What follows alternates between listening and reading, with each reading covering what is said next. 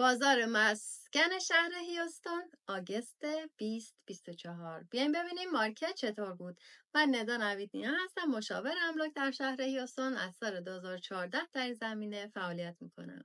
اگه منو بشناسین میدونین که همیشه اطلاعات خوب و مفید و مناسب مسکن شهر هیوستون رو به زبان فارسی برای شما عزیزان فراهم میکنم که بتونین با استفاده از این اطلاعات تصمیم‌های درست و آگاهانه بگیرید. بریم ببینیم آگوست امسال چطور بود. با اینکه تابستون گرمی داشتیم ولی بازار مسکن یه مقداری خنک شد. فروش خونه در مقایسه با پارسال 8.3% کمتر شد. اما خبر خوب این که تعداد خونه‌های فعال در مارکت زیاد شد. میزان فعال بودن خونه‌ها به 4.5 ماه رسید که آخرین رکورد مشابه مال سال 2012 بود. این یعنی اینکه خریدارها گزینه‌های بیشتری دارند. به اصطلاح خودمون دستشون برای انتخاب بازتره. قسمت لاکچری مارکت یعنی خونه‌هایی که بالای $1,000,000 هستن همچنان خوشحال و داغ و میزان فروششون 2% بیشتر شد. خونه‌هایی که بین 100 تا 149 هزار دلار بودن بیشترین رکود از نظر تعداد فروش رو داشتن که رکودش بیشتر از 13%.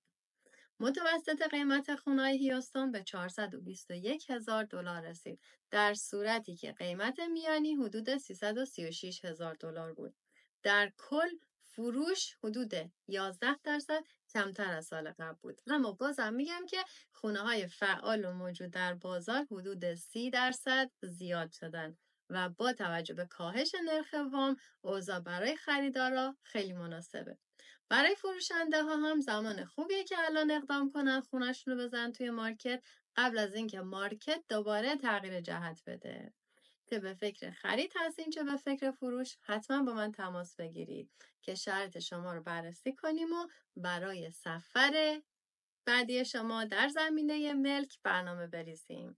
مرسی که این ویدیو رو تماشا کردید. لطفاً با لایک، فالو، سابسکرایب و فرستادنش بر دوستاتون هم منو حمایت کنید و هم از اطلاعات مفید و کاربردی در مورد مسکن در شهر هیوستون استفاده کنید. مرسی، تا ویدیوی بعدی. خدا نگهدار.